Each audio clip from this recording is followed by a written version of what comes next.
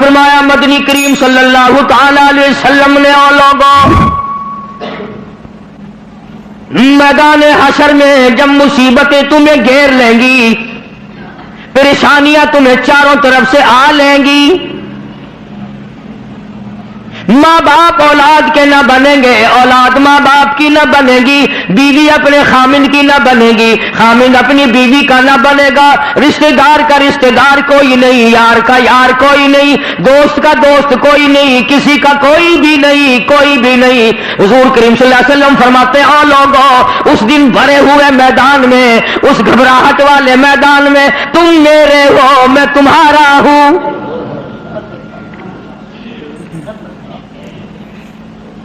اتنی بڑی بات ہے، اس دن کام آئے۔ ارشاد فرمایا مدنی کریم صلی اللہ تعالی علیہ وسلم نے او لوگوں میری سنتوں کو زندہ کیا کرو، میرے طریقہ کار پہ عمل کیا کرو، میں نے تمہیں ہر چیز کا نمونہ دے دیا ہے، نماز کا نمونہ دیا، روزے کا نمونہ دیا، حج زکات کا نمونہ دیا، شادی کر کے میں نے دکھلا دی۔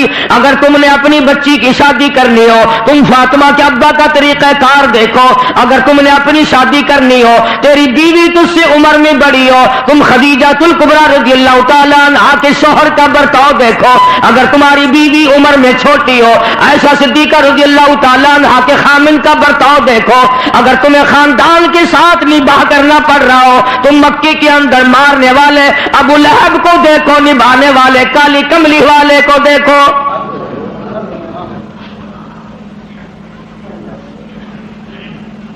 ہر موڑ پہ تمہیں نمونہ ملے گا۔ اگر تم کسی کافر کی حکومت میں رہتے ہو، تسلط تمہارے اوپر کسی کافر کا ہے، اقتدار کافر کا ہے، تو کلمہ پڑھنے والا ہے، تو مسلمان ہے، حضور کریم صلی اللہ علیہ وسلم نے فرمایا 13 سالہ میری مکی زندگی کو سامنے لے آؤ، میں نے ابو جہل عتبہ شیبہ کے سامنے مار کھائی، ایمان زندہ کیا۔ پھر یہ نہیں کہ تم بھی ساتھ ساتھ بدل جاؤ، کیسے بدل جائیں؟ جو بدل گیا وہ بات نہیں۔ لوگوں نے مذہب کو کپڑے سمجھ رکھا ہے، سردی کے کپڑے اور گرمی کے کپڑے اور، یہ نہیں بدلا کرتا۔ کون بدلے؟ دستور خدا کا ہو، نافذ کرنے والی ذات محمد مصطفیٰ صلی اللہ علیہ وسلم کی ہو، بدلے گا کون؟ آج طریقہ کار مطلب پرستی کا ہے، جس مسئلے کا مطلب ہوا وہ لے لیا، باقی کو چھوڑ دیا۔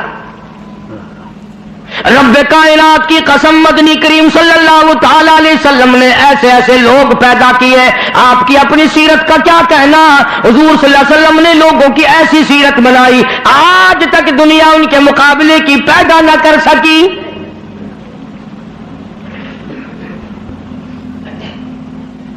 جرأت دیکھیں آپ، بہادری دیکھیں آپ، کیسے کیسے لوگ پیدا کیے۔ جنگ بدر ہے، نہتے مسلمان 2.5-3 برس تک درختوں کے پتے چبا چبا کے گزارے کرنے والے مسلمان، مجھے اور آپ کو کیا قدر ہو اس دین کی؟ صبح اٹھ کر کے چیکڑے چیکڑے ناشتے کرنے والوں، جاؤ گنبد خضرا کے مکے سے کبھی پوچھ کے آؤ، کالی کملی والے مکے کے اندر تیرے 2.5 برس کس طرح کٹے؟ درختوں کے پتے نہ ملے صحابہ کرام اور صحابیات کو، اور ایک بھی اللہ والا ایسا نہیں جس نے دکھوں کی وجہ سے دین کو چھوڑ دیا، ایک بھی نہیں۔ ادھر سارا عرب اکٹھا ہو کے آ گیا مقابلے کے لیے۔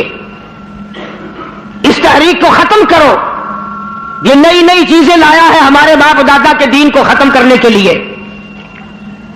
قرآن کریم نے انہی لوگوں کے بارے میں وضاحت کی، فرمایا فی قلوبہم مرض فزادہم اللہ مرضا ولہم عذاب علیم۔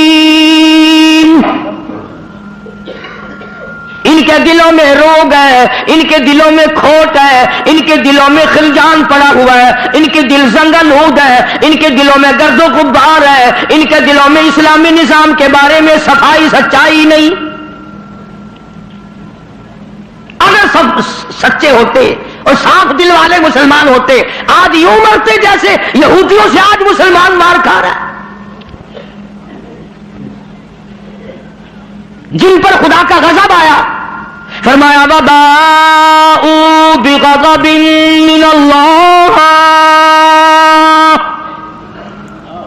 وَضُرِبَتْ عَلَيْهِمُ الْمَسْكَنَةُ۔ اللہ فرماتے میں نے یہودیوں پہ غضب نازل کر دیا، ہمیشہ کے لیے ذلت نازل کر دی، مسلط کر دی۔ آج مسلمان چھپتا پھرتا ہے، یہودی ان کے اوپر دندناتا پھرتا ہے، اور وجہ کیا ہے؟ کبھی تو سوچو، کبھی تو غور کرو، اصل بات یہ ہے یا یہودی بدل گئے یا مسلمان بدل گئے۔ مسلمان ہو کر کافر کے سامنے سے بھاگتا ہے، تیسری مرتبہ فلسطینی مسلمان بھاگے ہیں، کہاں جائیں گے؟ اور ابھی تمہیں تو قصہ اور کہانی معلوم ہوتا ہے، جب اپنے اوپر وقت آتا پھر پتہ چلتا ہے۔ مکان کے پیچھے لگنے والوں، دکان کے پیچھے لگنے والوں، رات دن کارخانے کا فکر کرنے والوں، رات دن نوٹوں کے چکر میں رہنے والوں، اللہ پاک فرماتے ہیں میں نے تمہیں اس لیے کب پیدا کیا تھا، تو ایک دکان کی 2 بنا، 2 کی 4 بنا، ایک فیکٹری کی 2 بنا، 2 فیکٹریوں کی 4 بنا، میں نے تجھے اس لیے ہرگز پیدا نہیں کیا۔ فرمایا قل اطیعوا اللہ والرسول، میرا محبوب حضرت محمد الرسول اللہ صلی اللہ تعالی علیہ وسلم کی ذات بھوک کی وجہ سے پیٹ پہ پتھر باندھتے دکھائی دیتے ہیں، تجھے ہر وقت قارون کا خزانہ درکار ہے، پوری نہیں ہوتی، لاکھ مل جائے کروڑ چاہیے، کروڑ مل جائے تو ارب چاہیے، ارب مل جائے تو خرب چاہیے، پوری دنیا کی دولت ایک آدمی کے حوالے کر دو پھر بھی کہے گا مجھے اور چاہیے۔ تو ارشاد فرمایا مدنی کریم صلی اللہ تعالی علیہ وسلم نے، او لوگوں اپنی زندگیوں کو عارضی زندگی سمجھو، فانی زندگی سمجھو، ناپیدار زندگی سمجھو، ایک وقت آنے والا ہے ثم لا يموت فيها ولا يحيا، ایسا وقت آئے گا نہ اسے زندگی کہو گے نہ موت آئے گی۔ تو علماء کرام نے 3 درجے بنائے ہیں سیرت النبی کا حاصل، سیرت النبی صلی اللہ علیہ وسلم کا خلاصہ، نچوڑ۔ فرمایا عظمت نبی، عظمت النبی یعنی آدمی کے دل میں سرکار مدینہ سرکار صلی اللہ علیہ وسلم کی اتنی عظمت ہو، اتنی عظمت ہو، اتنی بلندی ہو، اتنی برتری ہو، اتنی شان ہو کہ وہ یہ کہتا ہو کہ مجھے مال دولت اولاد ماں باپ بیوی تخت و تاج سب سے زیادہ مجھے حضور کریم صلی اللہ علیہ وسلم کی ذات محبوب ہے، یہ یقین بن جائے، اتنی بڑی عظمت ہو یتیم مکہ کی۔ فرمایا اِنَّا أَرْسَلْنَاكَ شَاهِدًا وَمُبَشِّرًا وَنَذِيرًا لِتُؤْمِنُوا بِاللَّهِ وَرَسُولِهِ وَتُعَزِّرُوهُ وَتُوَقِّرُوهُ۔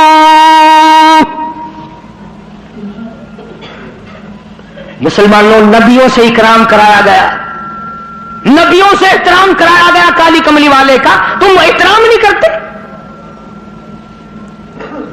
اور احترام کا مطلب یہ نہیں کہ ربیع الاول کا مہینہ آیا تو آپ نے گھر میں میلاد کا جلسہ منعقد کر لیا، چلو حق ادا ہو گیا،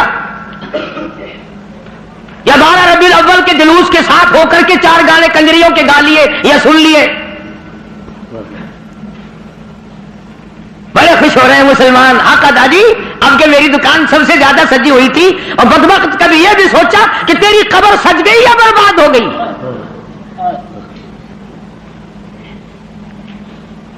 بازار کے سجانے سے کیا بنتا ہے؟ میدان حشر کو سجا، اپنی قبر کو سجا، اپنی آخرت کو بنا۔